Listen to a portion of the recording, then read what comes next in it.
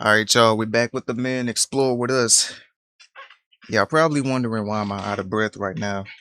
If y'all go on my channel and react to or watch the flight reacts, him shooting 100 threes, I basically did the same thing.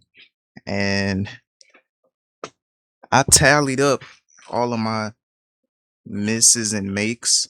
And I just want to show y'all before we get into the video because this is off topic, but out of 100 threes, it took me 189 threes to make it to 100, and my halfway mark was 56 out of 100. So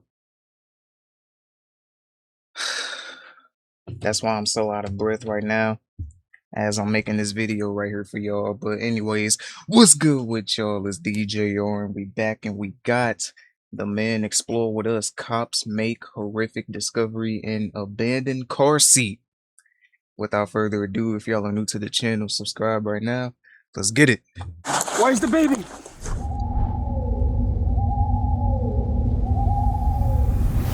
Where's the baby?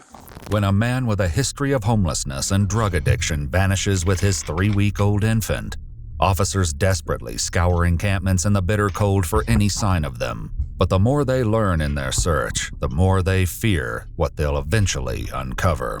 None of it makes any sense. Yeah. This is not right. The following is based on official police records released to date. Please note that all persons charged with the crime are presumed innocent unless and until proven guilty in a court of law. In Port Townsend, Washington, on Christmas Day 2023, 20-year-old Kirsten gave birth to her son, Otis Lane Sorensen. But according to police records, Kirsten and the baby tested positive for fentanyl. DCYF. Whoa! They tested positive for fent? To police records, Kirsten and the baby tested positive for fentanyl. DCYF arranged for Otis to stay in the temporary custody of his father, 37-year-old Jordan Sorensen. First of all, what the hell you doing with somebody 37 years old? Bro, the age difference is crazy. Jordan is a known transient with a history of drug use. He was required to live with Pamela, a friend of Kirsten's, who would help supervise the baby until he could provide a clean urine sample. Once he did, he gained full legal custody of Otis, but continued to live at Pamela's apartment. Still, she had ongoing concerns over his ability to care for the newborn, the worst of which came when Jordan told her via text that the baby was gone. He sends me that message saying, Aunt Mary loves the baby. I'm going to let him go with her for a little while. Okay. And I was like, what? And I was reading this message to a friend of mine, and I was like, this doesn't make sense. So I rushed back home, and I get there, and Otis is not there. I said, where's Otis? I told you, he went with my Aunt Mary. She began asking more questions, but this only seemed to upset Jordan. He said, it's none of your business. Okay. I told you, you have no rights to my son. You need to mind your own business. And I was like, well, Jordan, I have questions. I go, it doesn't make sense who this Aunt Mary is. None of your family has come forth through any of this. Not one family member. So who is she? Pamela's concerns deepened after Kirsten was discharged from a treatment program the following day and arrived at the apartment with Jordan. It was just an odd feeling. Okay. You know, it was just odd. And I asked, where's the baby? Because I would figure he would have the baby there for her when she got home. Right. You know, and I asked, where's the baby? And she said, at Mary's house.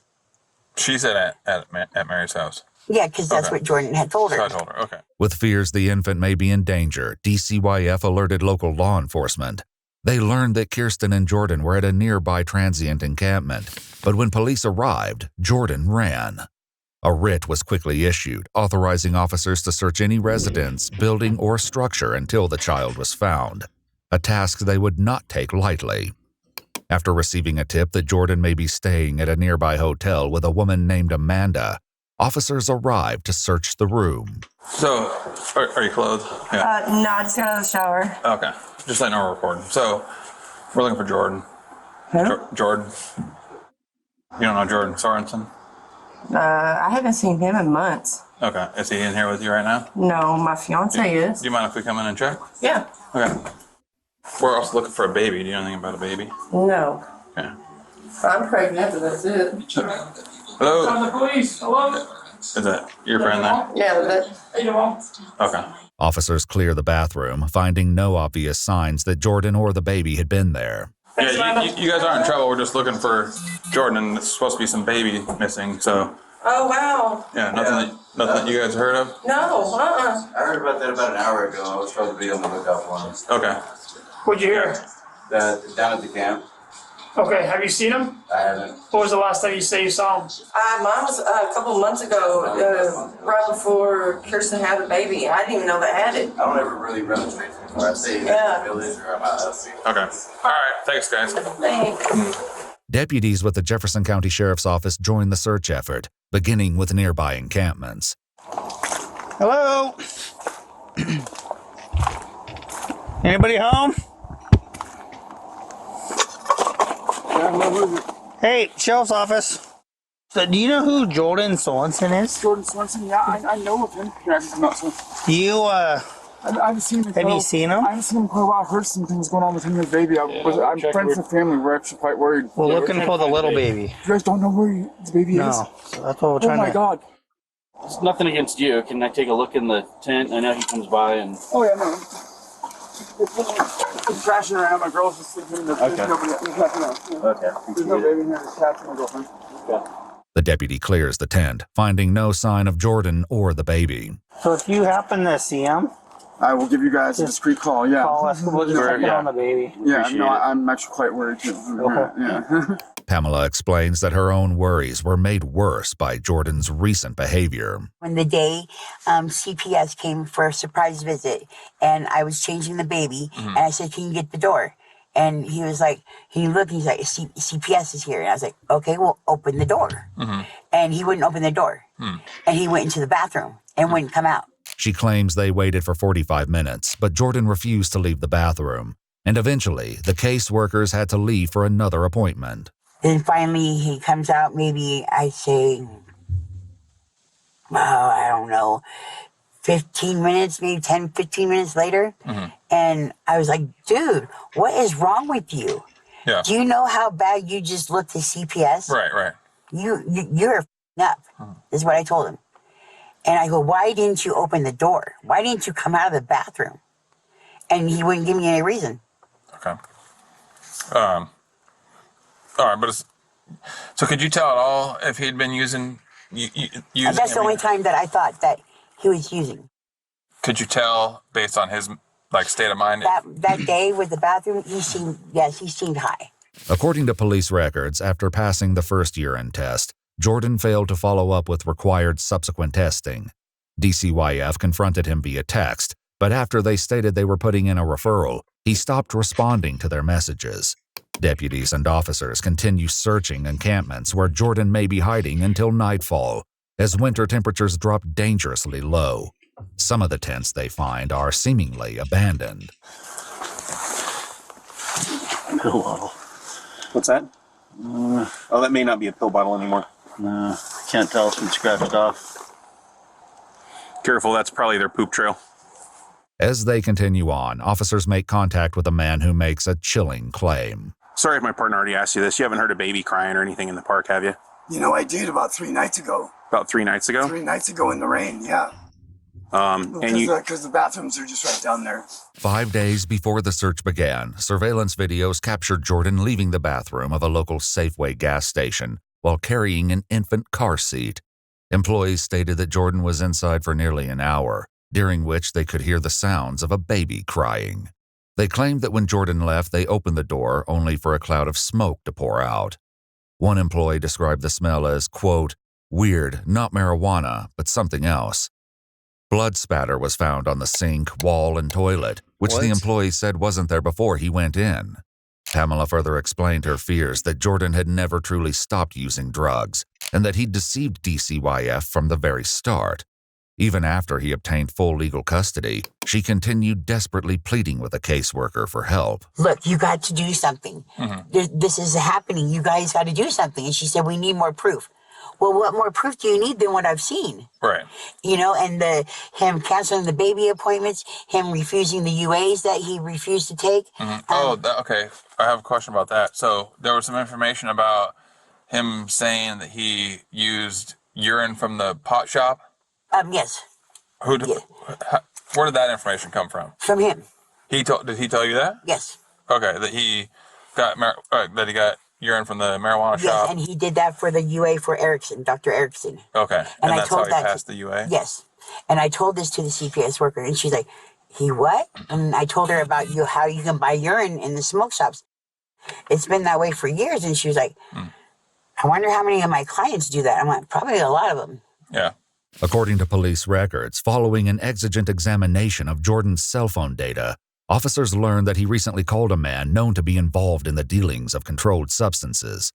They quickly find him at a local shelter. So when's the last time you heard from him? Days ago. Days ago? I don't remember exactly when, but Okay. What? So we pulled Jordan's records and he called you today. Coming to? Yep. I don't know anything about that. Well, start remembering. Because there's a writ to get his child from him, and if you in any way, shape, or interfere, you'll be charged with anything that happens to that child. As the night drags on, officers return to an encampment they visited earlier, meeting a man named Stephen who shares critical details. Police department. Police department again? Yeah. Jesus Christ. Is that Steve? They're all coming in. Hey guys. I seen Jordan. He came by here Wednesday. Okay. I was actually getting ready to call you guys so I can tell you. Okay. He came by here and borrowed a tarp from me. Okay. And it was really weird and took off. And then, Haven't seen him since then. And then he came by this morning. Okay. And he was here this morning. He hung out for about an hour and then took off. And Kirsten did he came say by. anything about his baby? No. Okay. No, Did not Kirsten? at all. But she came by and got her backpack that he left here. Okay. And I said, what the is going on? Because Yeah. you know she's like a little sister to me. Yeah. And she said he took the baby. I said, what? He took the baby Wednesday night. I said, whoa, because he came and borrowed a tarp from me Wednesday night. My worst fear isn't true that he'll get killed. Yeah, I hope so too, man. Yeah. He told me he was running from law, and I told him to get out of here. And I said, dude, don't fight him. If they're gonna arrest you, let them arrest you. He said, no, they're gonna have to kill me. He said we were gonna have to kill him. I'm gonna kill him.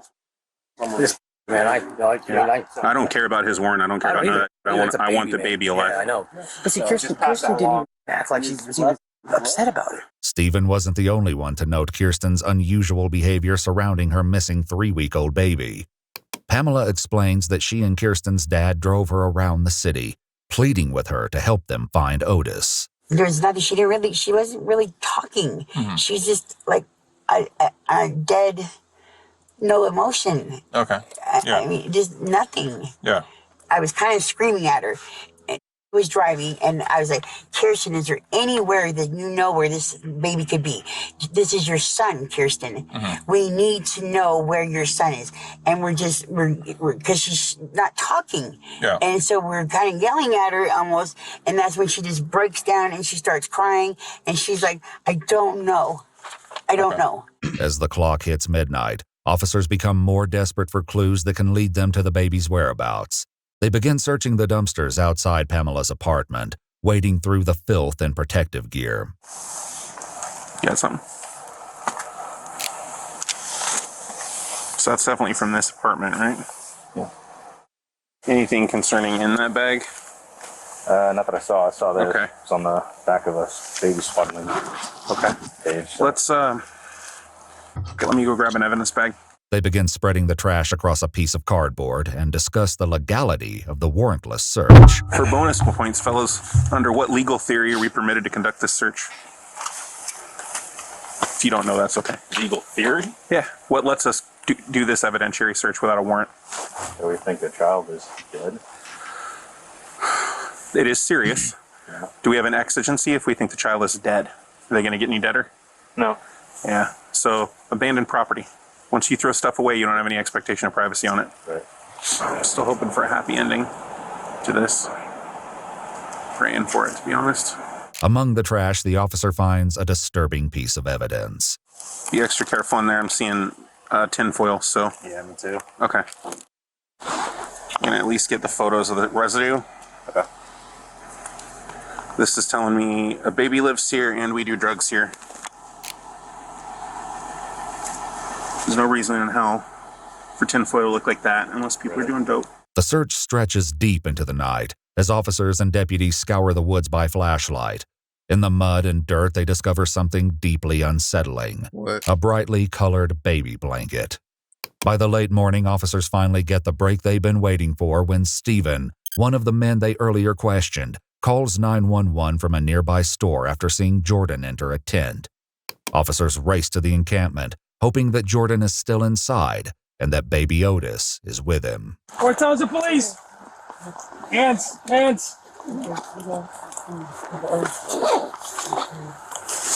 Come on. You got me. Cat, come out. Where's Cat, Jordan? come out. Where's Jordan? Okay. Out. Jordan, it's the police. We know you're in there. I know you're in there. Come on out. Jordan. They literally just told us you're in there, buddy. Come on. Come on, man. We don't want to hurt you.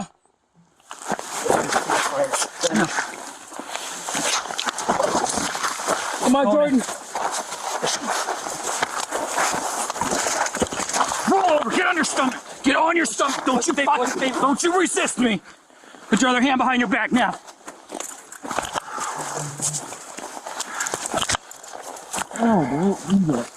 Let go. Resisting. Stop. Hey, watch that fire. Turn that out. Turn that fire off. As the handcuffs go on, a chilling realization sets in. Where's the baby? Jordan, Hey, where's the baby? Where's the baby, Jordan? Jordan, where's the baby? Jordan, where's the baby? Where's the baby? Come on, man. Listen. Jordan, you have the right Come on, to remain Jordan. silent. Jordan, where's the baby? Anything you say can't be used against you. My car's right out that way. You're under arrest. Once it becomes clear that Otis isn't in the tent, Jordan is walked to a police cruiser. They strip him of his belongings, finding suspected controlled substances and drug paraphernalia, including tinfoil with burnt residue, pipes, and torches. Meanwhile, Stephen returns to the campsite, seemingly in distress. Hey. It's okay. Come on. Come over here and talk to me. You're good. Stay over there. Where's the baby? Come over here and talk to me. Where's the baby at? After learning the baby wasn't with Jordan in the tent, Stephen shares what little information he has. Yeah, when he took off, he was here yesterday when he took off. He said he was asking me to help, keep him safe and hide him. And I said, He didn't say anything about the baby?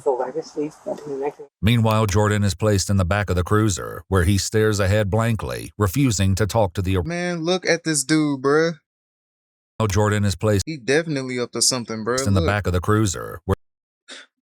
Dude is a threat, bruh. Where he stares ahead blankly, refusing to talk to the arresting officers. Hey, Jordan. I don't know if you remember me or not. We went to school together. Played baseball with your brother. Nothing seems to work, as Jordan refuses to say a single word. What did Jordan say to you when he came in? I don't even know that. That's it? Yeah. That's when I recognized who it was, because I was like, oh, I'm scared to death of him, dude. I've never seen like a girl look at shadows like it's him. Like every shadow was him one day when I like sat with her one. It's long ago she had a baby. She was 6 months pregnant. That's not good, dude. That'll tell you a lot about him. Jordan continues to sit in silence for over half an hour. It isn't until a detective arrives at the scene that he finally begins to speak. No one is here or getting this response because of you. It's because of this baby. Do you understand that? Let's go for a walk.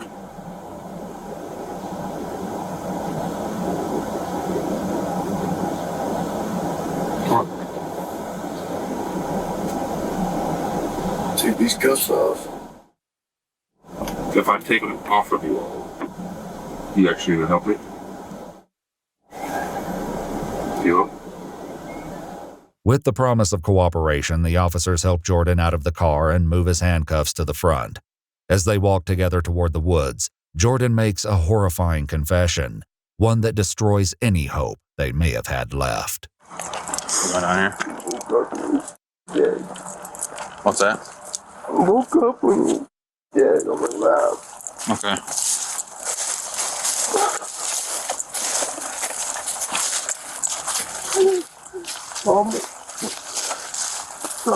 It's all right, Jordan. You know, we get things happen, man. I don't know what to do. I asked Kirsten what to do. She just couldn't bring them somewhere. You talked to Kirsten about it? And I do have my recorder on, Jordan, just so you know. So. When did this happen? A couple days ago. 2 days ago. Woke up on the chair. Baby was upside down on my lap. I think he rolled over and I passed out. And woke up dead. Okay. And that was at the apartment there? Yeah. Does Kirsten know that, or did you talk to her about it? Because she seems confused about what's happening.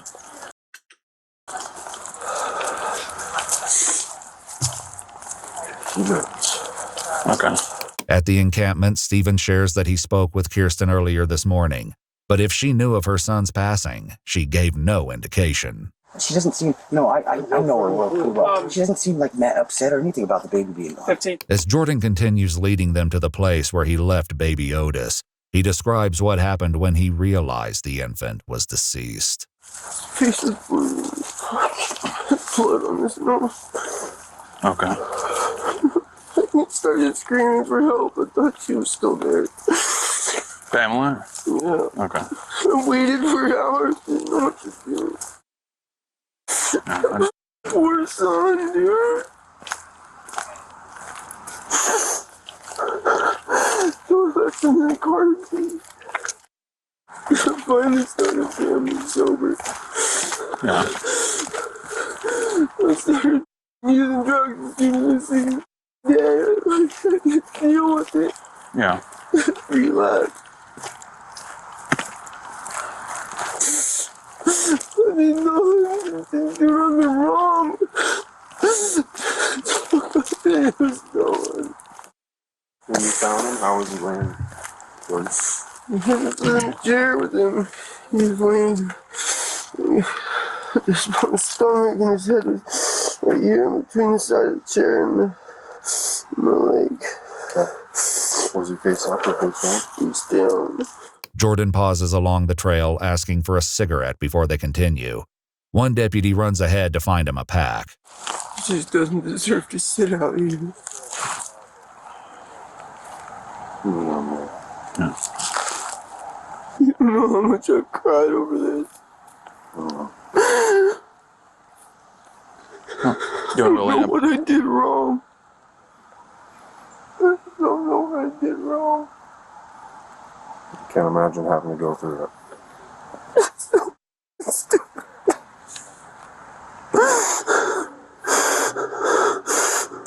is the first step to getting some closure to this, and allowing you to try to, internally process what happened. I don't even know. Yeah, that's something that's going to take some time and days, to work through. Oh, for sure. Yeah, as unfortunate as, man, sometimes this stuff happens. He's only like 3 weeks old. After the deputy returns with cigarettes, Jordan diverts them off the trail and leads them deeper into the woods. The walk is grueling as they navigate past broken branches and fallen trees until Jordan stops, hesitant to go any further. I want to see him. You don't? Yeah, that's fine. As long as you can just get point us to a where we can direction. see it, I'll take care of it for you, right, Jordan? Let me go up here ahead of you, bud.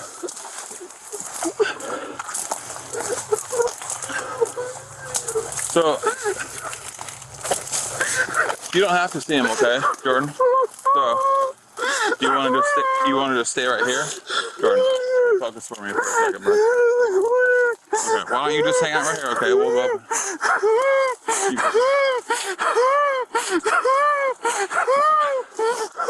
Hey, Jordan, just breathe for me, okay, bud?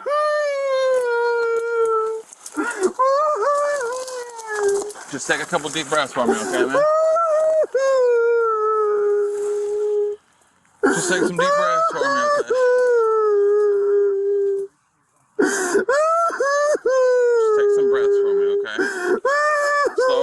this, all right? Jordan, listen to me, man. Deep breath, okay, bud? Leaving Jordan behind, the detective and another officer continue on until they see an infant car seat hidden near a tree, tucked into a cove of wild, decaying rose bushes.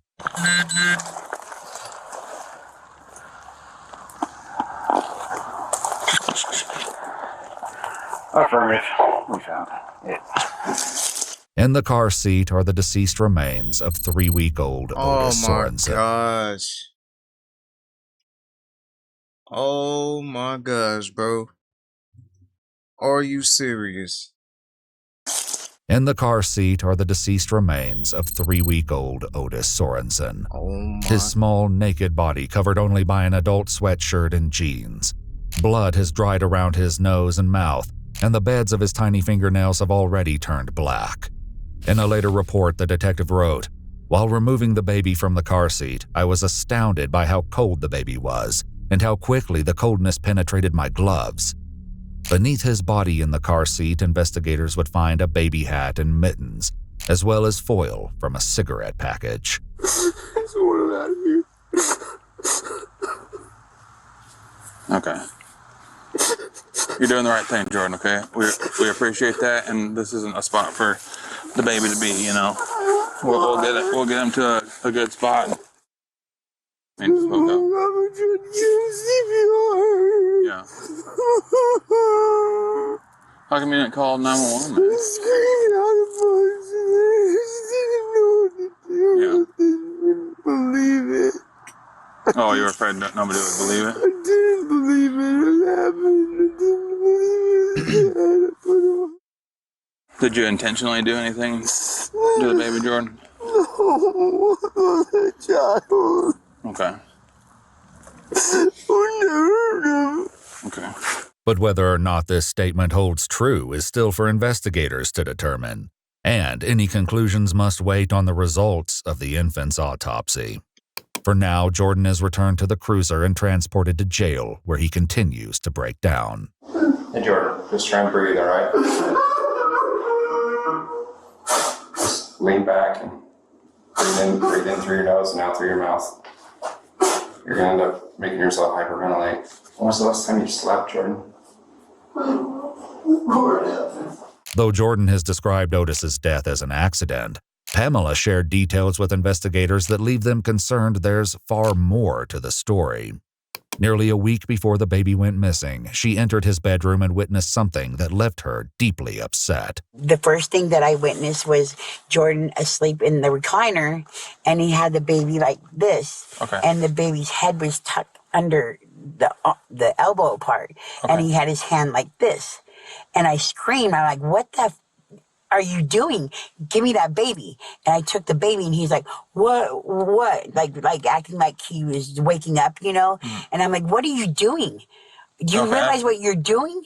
And I took the baby, and I just walked out of the bedroom. Pamela explains this happened again a few days later, on the last day she ever saw baby Otis alive. And I could hear on the baby monitor the baby screaming and crying. And that's when Jordan gets frustrated. And so I'm listening, and and I could hear the baby's cry being muffled. Okay. And so that's when I jump up and I go in the bedroom. I'm like, "Jordan, you need to knock that off. I can hear what's going on," because you don't know what you're hearing. You can't say what you're hearing. You don't know what you can hear over that. That's what he was telling you? Yes. And I go, "Yes, I do, Jordan. I'm not stupid." Hold on, just real quick. So what did you see when you went in the bedroom? I seen him with the baby, and I could see him how his hand, his hand was like the baby's head was here. And you can see his hand like. So his head was up here, and then his feet were down here? No, his head was here. The baby, I don't know how his hand was able to be by the baby's mouth. Okay. You can see, it was like, kind of like that. Mm-hmm. According to police records, later that day, security footage captured Jordan leaving the apartment with the covered car seat at around 3:20 p.m. Less than an hour later, he returned without it, and investigators noted it appeared as though he was crying.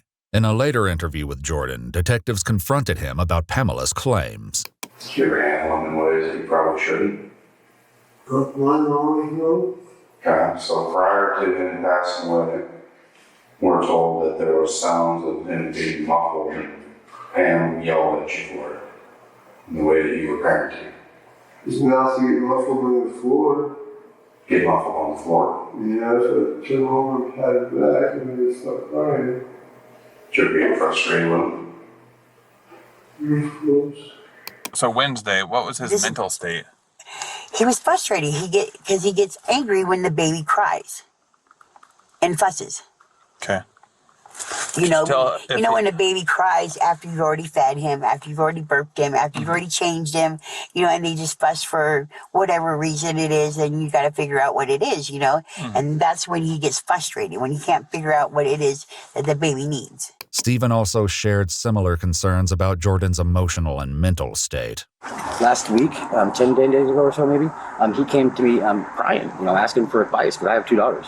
And you know, and I said, well, you know, it's a baby, man. You just gotta, you know, take it as it goes. And there's not much, you know, I can tell you, but to be patient and you know, and change his diaper all the time and feed it. I mean, don't yell at it. You know, it's like kind of like raising a dog. You don't yell at it, you don't hit it. And he started crying. He's like, you know, I don't know if I can do this by myself. Still, Jordan denies the claim that what happened to his son was a result of his frustrations, repeating only that he fell asleep, causing Otis to slip from his arms and become wedged between his leg and the bedroom recliner. Crime scene technicians would later find bloodstains on the chair's armrest. By his own admission, he never attempted to call 911 for help. So you want jail or what? And he's already passed? Yeah, misdemeanor theft third one, man. Was that more important than your baby's life? No. Hey, you make it go, try to get DJR. Yeah, totally blue. According to police records, Jordan tested positive at the jail for methamphetamine, fentanyl, and MDMA. Stay off the drugs, folks. Stay off the drugs. Jordan tested positive at the jail for methamphetamine, fentanyl, and MDMA. When you started using the drug? Not that we passed. I'm gonna be honest with you, Jordan, you don't look too good, man. No. And look the way you look right now. Using drugs for 3 days doesn't do it. That's for me. I don't think it does, buddy. I think you've been battling your addiction longer than you're willing to admit. I think you've probably been using the whole time. And I don't think you was intended for Otis to die. I really don't. But I think that because of your drug use, you weren't able to care for Otis in the way that Otis needed to be cared for. Do you agree with me? In a Facebook post made before Otis's birth, Jordan wrote, "Crazy to think only 6 weeks until my firstborn sons arrived. Even crazier, my old lady let me name him." Jordan would admit to investigators that he began dating 20-year-old Kirsten 2.5 years before Otis was born, a relationship that likely began when she was still just 17 years old. Stephen spoke more on this with the officer at the crime scene, and he made a shocking claim. And were you saying Jordan was a sex offender? Yeah, that's what I was told. Registered offender? Interesting. I was told he did his own kids. Wow. And I was told he Kirsten. And he controls her, and you know, her dad does not like him at all. I don't like him. I don't like him at all. Well, I mean, it's kind of hard to like someone if they killed their own baby.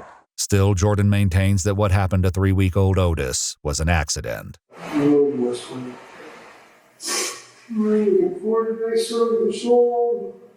According to his autopsy results, Otis had no signs of physical trauma.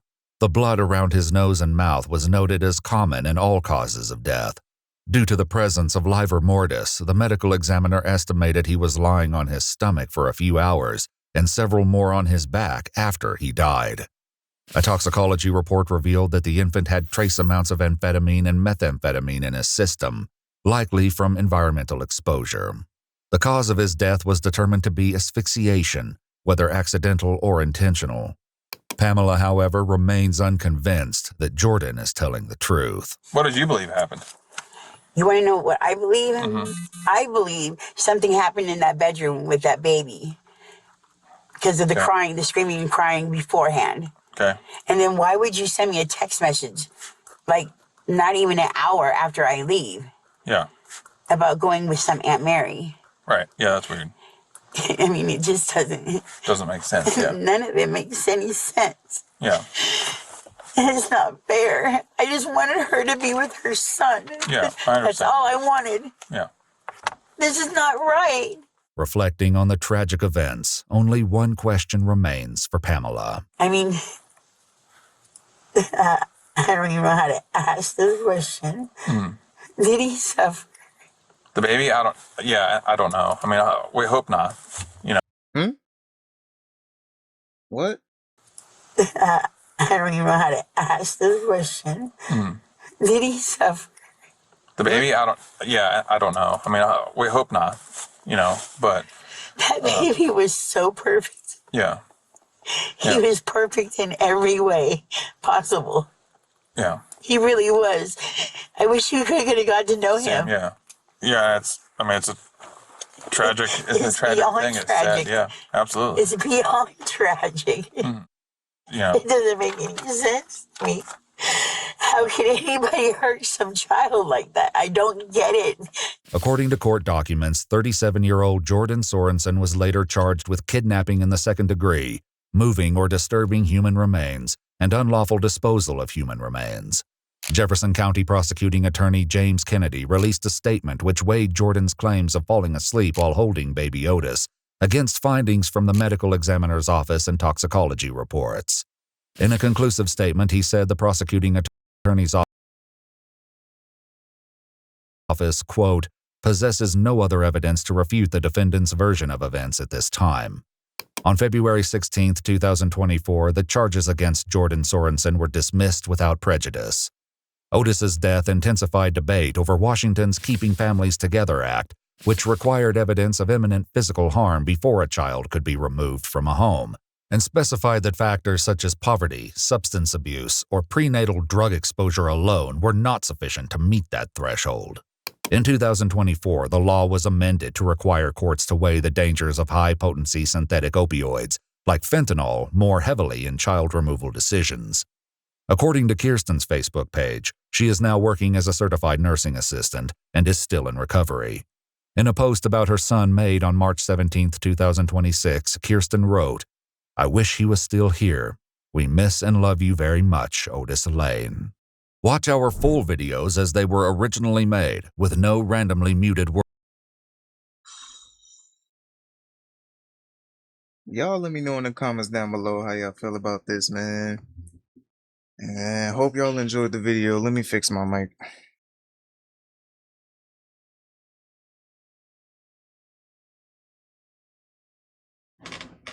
I don't even know what to say after that one. If y'all are new to the channel, subscribe right now. I love y'all. Stay blessed. And we out of here. See y'all in the next one.